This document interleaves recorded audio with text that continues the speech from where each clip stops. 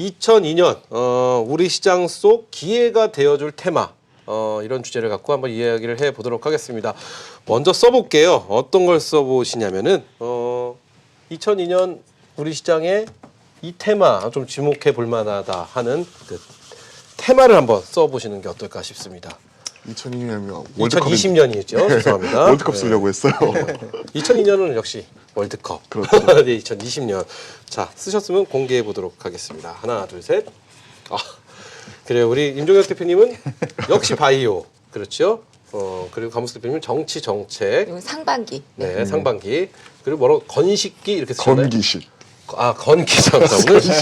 오늘 2020년을 2002년이라고 부르고요. 이게 연속 3시간 가다 보니까 제가 좀 몽롱한 것 같습니다. 네. 자, 이 세 가지 주제를 해주셨는데 하나씩 뭐 여쭤보도록 할게요. 먼저 바이오를 선택해 주신 이유 본인의 성향인가요? 예, 제 성향도 있고 네. 이제 지금은 이제 대한민국이 고령 사회고요. 이제 시차를 두고 멀지 않은 미래에 이제 초고령 사회로 이제 진입을 하게 됩니다. 이런 인구 통계학적 아주 중요한 어떤 변곡점을 맞이함에 있어서 바이오 사업은요. 성장할 수밖에 없다고 저는 생각해요. 그리고 전 세계 제약 시장 매출액 규모가 이제 메모리 반도체 총 매출액 규모의 3배 이상이거든요. 근데 바이오주 시장은 이렇게 커지고 있는 승승장구하고 있는데 유달리 대한민국 바이오주들이 최근에 좀 찬밥 취급을 받고 있어갖고 어차피 미래 주가 상승 촉매제가 있는데 바닥에서 겉돌고 있는 바이오주들은 시차를 두고 주가 상승의 촉매제와 주가 급등의 어떤 방아쇠들이 가동을 하면서 주가는 오를 수 있다고 저는 생각을 하고 있고 지금 정부에서도 이제 바이오 사업을 육성하겠다고 적극적으로 드라이브를 걸고 있어요. 정부가 육성하는 3가지 사업이 첫 번째 수소경제, 네. 그리고 두 번째 비메모리 반도체, 세 번째가 바이오입니다. 근데 뭐 비메모리 반도체 관련된 기업들 많이 오른 주목들 보이고 근데 희한하게 바이오 관련된 주목들은 좀 시장에서 좀 소외를 받고 있기 때문에 좀 잘 봐야 되고요. 그리고 첨생법이 올해 하반기 때 이제 본격적으로 시행이 되고요. 첨생법이 이제 시행이 되면요. 혁신 신약을 개발함에 있어서 임상 기간이 의미 있게 이제 단축될 수 있고 그리고 난치병 그리고 희귀 질환 때문에 고생하고 계시는 환우분들이 많은데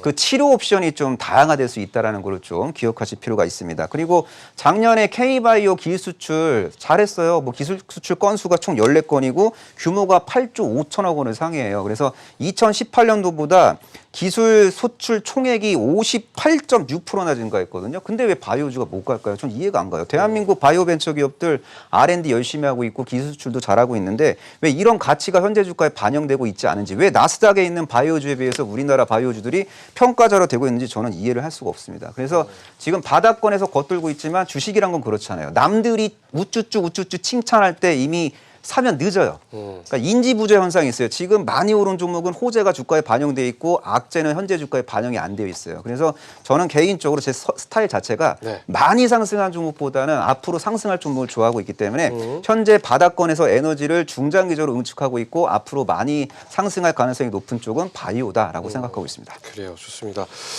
자, 바이오에 대한 이야기를 서로 묻고 대답하고 하면 또 시간이 또 모자랄 것 같아갖고 네. 우리 감숙 파트너 아까 정부 정책. 네, 정부 정책 네. 이렇게 말씀해 주셨습니다. 선택하신 이유 궁금해집니다. 뭐 테마는요.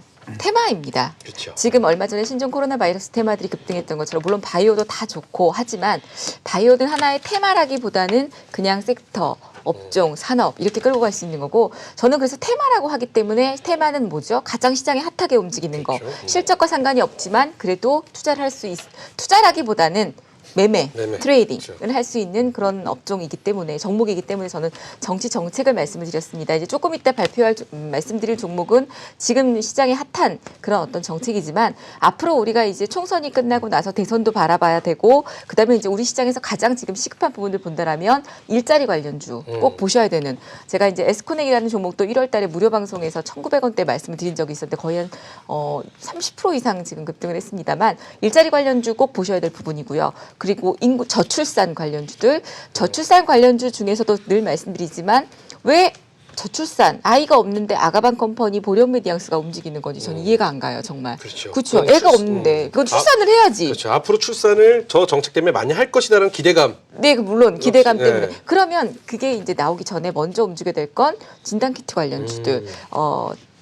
다운증후군이라든지 또 뭐 이런 임산부들에 네네. 대한 진단키트 관련주들 그리고 이제 그다음 봐야 될 건 인구 고령화 때문에 알츠하이머 관련주라든지 관절이라든지 이제 뭐 이런 관련주들을 보시는 게 맞다라고 보여지기 때문에요. 이런 정책 관련주들 그리고 또 이제 또 하나는 도시재생이라든지 이낙연 총리가 전 총리가 이번에 이제 종로에 대한 투자 여부들 신분당선에 대한 계획들을 세웠었는데 이런 것들은 제가 조금 이따 종목을 말씀드릴 때 이건 단기적인 어떤 관점이긴 하지만 지금 말씀드린 이렇게 큰 어떤 테마들은 여러분들이 계속 지켜보셔야 될 순환매의 흐름 속에서 움직인다. 네. 대신에 테마주도 마찬가지로 어떤 사업 보고서나 실적이 나올 때에 힘든 상황을 당하지 않으시려면 그래도 숫자가 나오는 실적이 좀 뒷받침되는 기업들 대장주를 보시라는 그런 전략을 드리겠습니다. 그래요. 상반기에는 정책 쪽을 한번 그쪽 테마를 들여다봐야 된다 이렇게 말씀해 주셨고요.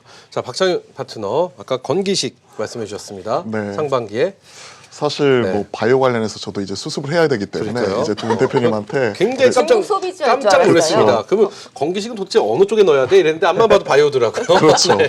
그래서 이제 바이오 관련해서 숫자가 네. 나와주고 그다음에 현 시점에 저도 챙겨 먹고 있는 이 건기식 챙겨 먹고. 이걸 생각을 해보았습니다. 제가 최근에 이제 이런 신종 코로나 바이러스 이런 확산 때문에 이런 수혜주, 피해주 이렇게 정리하는 과정에서 저도 이제 다시 한번 생각을 하게 되었어요.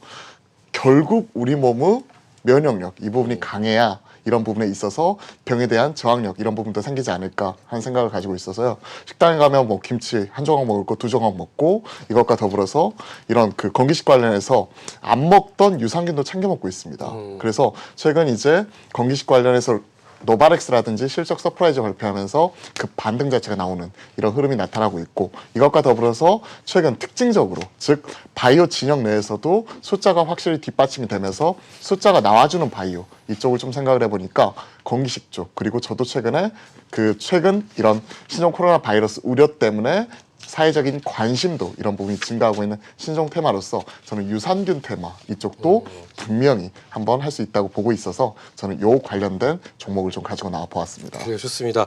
자, 세 분이 상반기 때 우리가 눈여겨 볼 만한 테마로 바이오 그리고 건기식 그리고 정부 정책 이렇게 말씀해 주셨는데 바이오가 두 건임 바이오 쪽을 두 분이 선택해 주셨는데 전 이거 한번 여쭤보고 싶어요. 질병 관련된 지금 뭐 여러 가지가 있지 않습니까? 지금 신종 코로나 바이러스도 사실은 이렇게 핫하게 왔는데 이 계절이 되면 늘 항상 오는 어떤 테마라고 말씀 질병을 말하기엔 좀 그런데 어쨌든 AI에 대한 그렇죠? 인공지능이 구제역, 아닌 뭐 AI, 네. 구제역 AI 뭐 이런 게 오면서 늘 항상 요 시간대를 좀 쓸고 가는데 아까 살짝 얘기를 들으니까 마니커 FNG가 움직이는 모습이 굉장히 좀 이례적이다. 네. 이런 말씀을 좀 해주셨습니다. 요거에 대해서는 어떻게 생각하시는지 짧게 그냥 짧은 토크로 한번 가볼까요? 이게 원래 항상 조류 독감이 움직이게 되면 마니코 FNG, 정다운, 체리브로 이런 종목들은 피해주였었죠. 그렇죠. 그런데 이번에 같은 경우는 신라 SG가 상한가를 갔는데 오히려 CJ 시푸드는 상한가를 가지 못하고 윗꼬리 달고 밀리는 모습이었었고 마니코 FNG가 급등을 했습니다. 많은 시청자님들과 회원님들이 의문을 가지시는데 한번 저도 고민을 해보면 물론 뭐 이게 어디에 사실로 정답으로 나와 있는 건 아니지만 네. 지금 사태가 중국이 이런 지금 조류독감도 중국에서 발병이 네, 됐습니다. 네. 그래서 중국의 지금 먹거리가 어느 것 하나 안전한 게 없는 그런 상태입니다. 그렇기 때문에 그런 상황에서 마니커 FNG 같은 경우는 그래도 마니커 하면 우리가 믿을 만한 그런 기업이잖아요. 하림 같은 경우는 좀 덩어리가 큰 그런 종목이고 그래서 마니커 FNG 같은 경우는 예전에 이제 돼지열병 때도 급등한 이후에 사실 세력들 어떤 매도 물량들이 이런 것들이 다 정리되지 않은 모습이었었는데 그런 것들 때문에 오히려 검증받은 그런 어떤 닭고기 관련주가 뭐 어떤 수출이라든지 안전한 식품 이런 것들 때문에 움직이는 게 아닐까 한번 생각을 해봅니다. 임종현 대표님 뭐 어떤 의견 갖고 계세요? 예, 사실 코로나 바이러스 자체가 동물이 숙주잖아요. 그렇죠. 동물류의 바이러스이기 때문에 이제 중국 사람들도 중국 분들도 이제 본인들의 어떤 먹거리에 대해서 약간 좀 불신하는 그런 문화가 이제 생성이 될 수 있고 그래서 이제 한국 먹거리에 대해서 이제 관심을 갖게 되고 그러다 보면 이제 한국의 어떤 가공식품에 대한 관심이 제고되면서 관련해서 뭐 닭고기류의 어떤 수출 기대감 그리고 오리고기류의 수출 기대감 이런 것들이 좀 부각될 수 있기 때문에 어떻게 보면은 우한 폐렴 이슈 구간에서 뭐 마니커, 하림 그리고 정다운 이런 어떤 가금류를 이제 가공해서 이제 유통시키는 기업들 이런 기업들에 대한 어떤 관심이 좀 제고될 수도 있을 것 같습니다. 그래요. 그럼 박찬현 대표님 이거 한번 여쭤볼게요. 질병 관련주들 있지 않습니까? 네. 요즘 뭐 핫했던 여러 가지. 이 대응 어떤 식의 대응을 하는 게 가장 현명한 방법이라고 생각하시나요? 이게 사실 질병 관련주는 언제 시작을 했는지도 뭐 했는지는 좀 알 수 있으나 이게 언제 어떻게 갑자기 소멸이 됐다 뭐 이런 발표가 있지 않는 이상은 사실은 이게 굉장히 좀 힘든 어려운 좀 종목 중에 하나가 아닌가 싶어요. 근데 지금 이것도 마찬가지인 것 같습니다. 어떤 대응 좀 했으면 좋겠다고 생각하시나요? 뭐 1년에 딱 한 번만 매매한다면 저는 50하고 8호 사겠습니다. 꼭 이런 전염병 관련 이슈는 1년에 한 번씩은 꼭 있어요. 그렇기 때문에 이런 것들은 뭐 1년에 한 번 매매하게 된다면 분명히 매도할 수 있는 기회를 준다고 생각을 해서 많이 떨어졌을 때 사면 된다 이렇게 생각을 하고 있고요. 최근에 이제 백신, 진단, 시약, 방역, 마스크 이런 관련주들 같은 경우가 큰 폭으로 급등을 했죠. 최근에 이제 바스크 퇴장, 웰크런하고 오공 같은 경우는 큰 폭으로 꺾였습니다. 제가 지하철 타러 가봤는데 여기 이제 방송 끝나고 지하철 타러 가는데 그 지하철에서 보니까 한 90% 이상의 사람들이 다 마스크를 쓰고 있더라고요. 네. 저 마스크를 안 쓰고 있었는데 왠지 죄 짓는 것 같아서 마스크를 썼습니다. 즉 90% 이상의 사람들이 지금 다 마스크를 쓰고 있는데 얼마나 더 많은 사람들이 마스크를 더 필요로 할까? 즉 마스크 같은 경우에 최근 현 시점에서는 좀 팔아야 된다 이런 생각이 들고 있고요.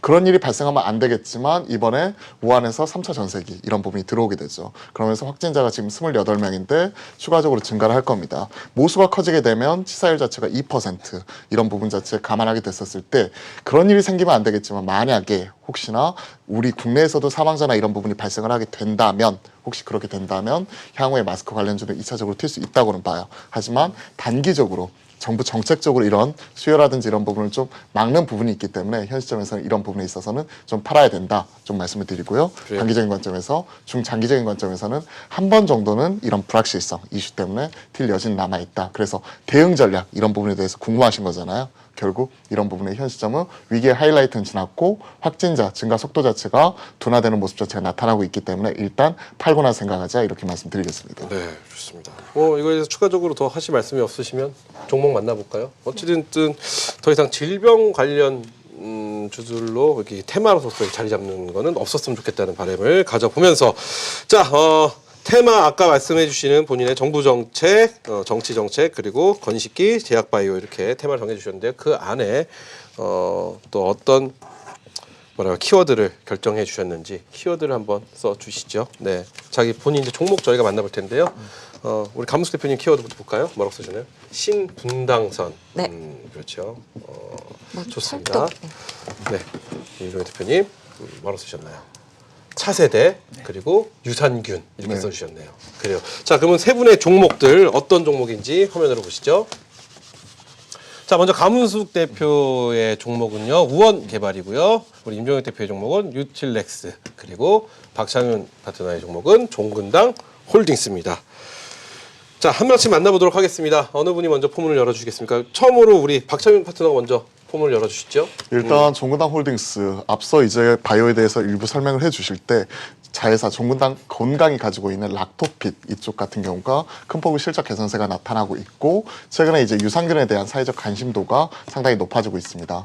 건강기능식품 관련해서 노바렉스가 이제 엊그제 실적 발표를 했는데 상당히 호실적을 발표를 하면서 지금 V자 반등이 나타나고 있고요. 이와 함께 지금 HL사이언스라든지 그리고 종근당 홀딩스, 종근당 건강 같은 이런 바이오 관련 내에서도 숫자가 찍힐 수 있는 건기식 유산균 관련주들이 상당히 올라가고 있습니다. 저는 생활 속에서 찾아보는 가치 투자 아이디어 이런 것들을 상당히 좋아하는데요. 제가 직접 먹어보고 그리고 느낄 수 있는 이런 종목들을 좋아합니다. 최근에 이제 저도 앞서 말씀드렸잖아요. 식당에 가서 김치 한 조각 더 먹고 그리고 그 전에 안 먹었었던 유산균도 챙겨 먹고 있습니다. 면역력이 결국 몸이 재산인 거죠. 이런 부분을 보았었을 때 종당 홀딩스에 대한 이런 기대감, 사회적 기대감 이런 부분이 좀 더 올라갈 수 있고요. 이건 숫자로서 증명이 되고 있어요. 락토핏 딱 한마디 말씀드리겠습니다. 18년도에 900억 매출이었는데 19년도에 지금 이런 부분 자체가 큰 폭으로 커지면서 2천억 매출을 하는 거라서 2배 이상 커졌고요. 올해는 3,500억까지 커질 거라고 보고 있습니다. 즉 2년 만에 4배 이상 이렇게 매출이 커지는 부분 자체가 나타나고 있기 때문에 숫자가 뒷받침되는 바이오 그리고 최근의 사회적 분위기 이런 부분을 감안해 보았을 때 종근당 홀딩스 같은 경우도 충분히 접근 유효할 것 같다 이렇게 생각을 하고 있습니다. 그래요. 종근당 홀딩스 평가 점수 한번 저희가 확인해 보도록 하겠습니다. 종근당 홀딩스에 대한 점수. 우리 박정현 파트너는 바이오 쪽을 별로 싫다고 하셨는데 본인의 점수 어떻게 예상하시는지. 자, 하나, 둘, 셋. 10점, 9점, 8점. 가장 높은 점수 주셨어요. 항상 저한테 물어보시는 것 같아요. 네네. 일단 확실하게 말씀드리겠습니다. 네. 일단 두 분 집에 가시기 전에 수습을 해야 되니까 일단 10점 먼저 말씀드리고요. 네. 말씀드렸던 대로 숫자가 확실히 찍히는 쪽입니다.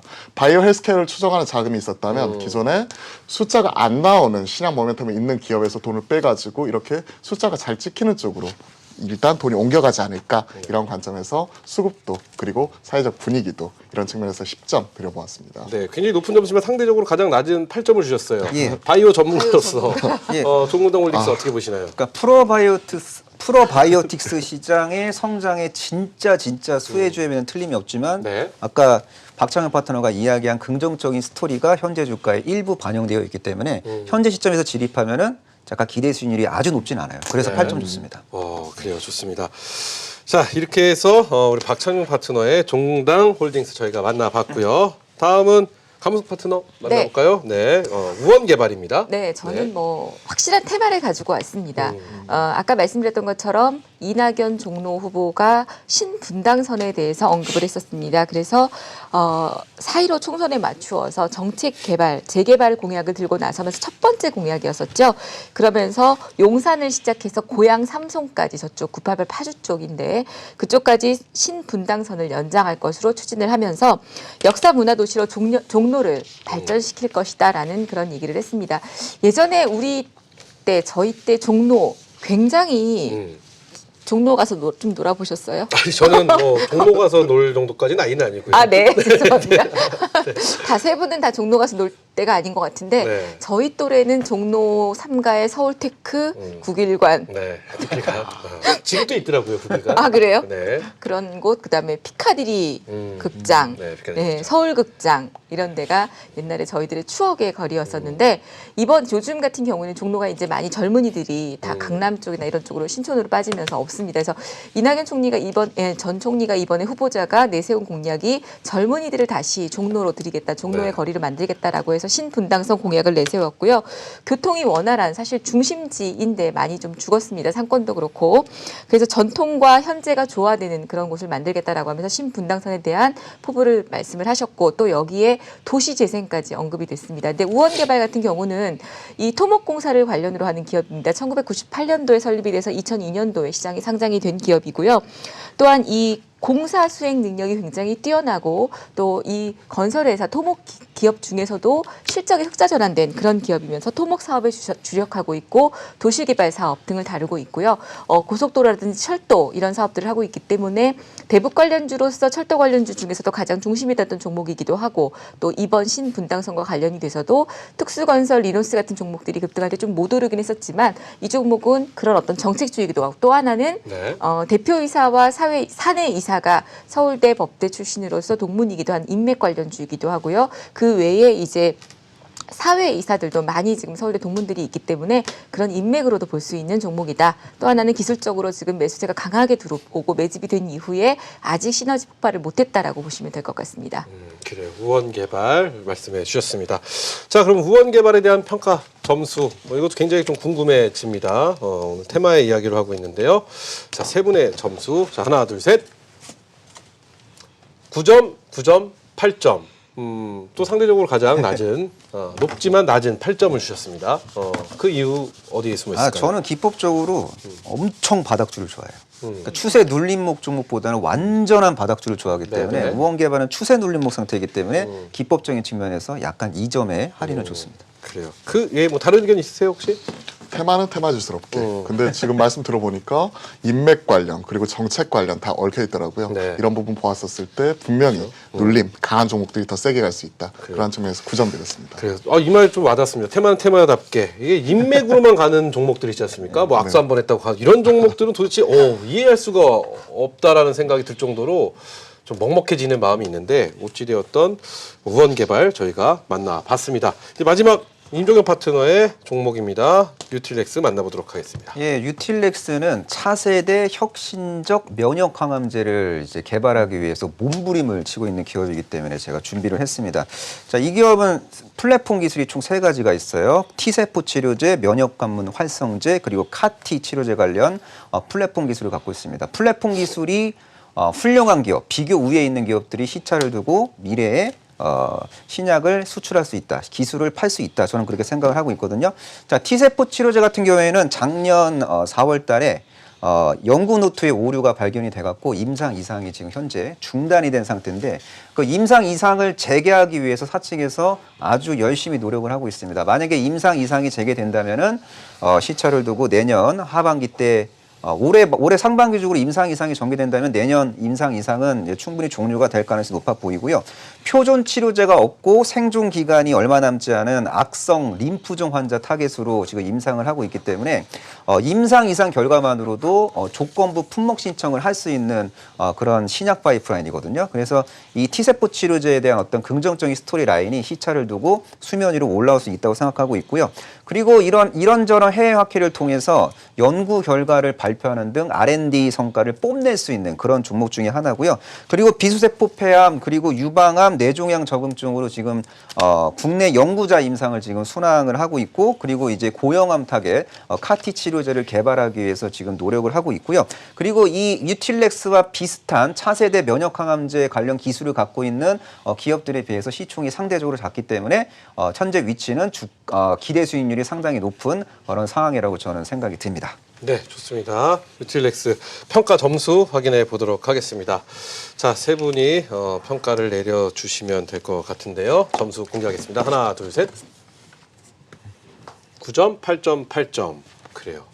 이 점수는 제가 어떻게 딱히 태클을 걸 만한 이유가 없습니다. 왜 본인 종목에 1점을 빼신 건지 한번 여쭤볼까요? 세상에는 완벽한 기업은 없어요. 근데 강점과 약점, 기회와 위기가 혼재되어 있는데 네. 그래도 어느 정도 좀 할인 요소가 있기 때문에 9점을 했습니다. 그래요. 그럼 이 질문 한번 저희가 드려볼게요.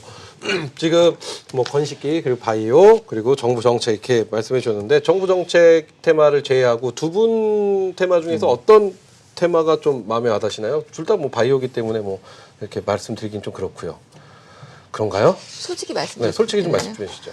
하나도 안 와닿았어요. 와닿았어요. 바이오는. 저는 진행자로서 이런 말이 좀 필요했습니다. 자, 그럼 바이오 선택해 주셨지 않습니까? 건식기. 그게 테마가 바이오. 저는 테마라고 생각을 안 해요. 바이오. 그래요. 네. 그리고 정부 정책 해주셨는데 좀 뭐 와닿는다든지 아니면 이건 좀 아니지 않나 하는 것. 저도 개인적으로 내년 총선을 앞두고 네. 정부 정책 수혜주들 중에서 진짜 수혜주 그리고 자기 자신만의 자체 발광 스토리를 갖고 있는 상태에서 정책적인 이슈로 이제 급등할 수 있는 여러 가지 복합 재료를 갖고 있는 복합 테마 보유주를 저는 좋아해요. 그래서 저도 정부 정책 수혜주 관심 가져야 된다고 생각합니다. 그래요. 대표님 어떻게 보시나요, 박정현 파트너님? 일단 뭐 테마주 측면에서는 사실 이제 정치 테마가 가장 맞는 것 같아요. 저는 이제 바이오 관련해서 숫자가 나오는 쪽에 일단 줄을 섰기 때문에 이런 유산균 관련 테마 이렇게 신규로 말씀을 드려보았는데 저는 상당 부분 이제 이런 그 정치 테마에 상당 부분 동일합니다. 2월달, 3월달이 그 적기인 것 같아요. 4월달은 좀 늦는 것 같고요. 그래서 시장이 흔들릴 때 수급의 대피주 그리고 어느 정도 대안주를 찾는 과정에서는 분명히 정치 테마 갈 수 있다고 생각을 하고 있습니다. 한 가지만 더 네, 말씀 편하게 하십시오. 시간이 많이 남아 있습니다. 편하게 말씀하셔도 됩니다. 제가 이제 아까 이낙연 종로 후보의 네.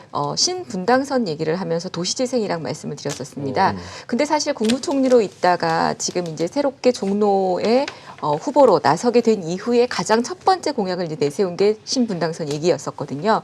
근데 이제 우리가 볼 때에 아직까지 큰 이변이 없는 한은 2022년 대선 때까지 주자로 릴레이를 완주를 하지 않을까라고 생각을 해보고 있잖아요. 뭐 그거는 이제 종로구에 나와 있는 두 당대표 마찬가지죠. 마찬가지죠. 네, 그래서 마찬가지죠. 제가 한 가지 첨언을 드리면 주말에 황교안 대표가 종로에 나서겠다라고 절벽 앞에 서 있는 것 같다라는 얘기, 낭떠러지 앞에 서 있는 것 같다고 얘기했을 때 오히려 월요일 날 황교안 관련 주들이 급등을 했었습니다.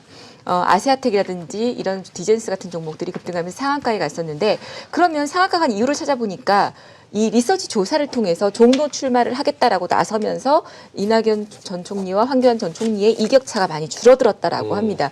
그게 이제 이 종목들이 상승했던 이유가 됐는데 지금 한 가지 꼭 얘기하고 싶은 건 사실 이낙연 총리에 대한 이제 비단 이낙연 전 총리만 본다라면 후보자만 본다라면 예전에 저출산 관련주, 해저터널 관련주들 이런 종목들이 이 정책 수혜주였었습니다. 근데 저는 지금부터 여러분들이 꼭 메모를 해두셔야 될 거는 지금 종로로 나설 때에부터 이 분이 공약을 내세우고 있는 것들을 잘 메모를 해두신다면 지금 총선이 끝나고 난 이후에 2020년 후반기에는 약간 총선 테마주들이 이제 사그라들 수는 있지만 연말에 코스닥 시장이 안 좋을 때 분명히 또 다시 테마로 부각이 될 수 있겠고요.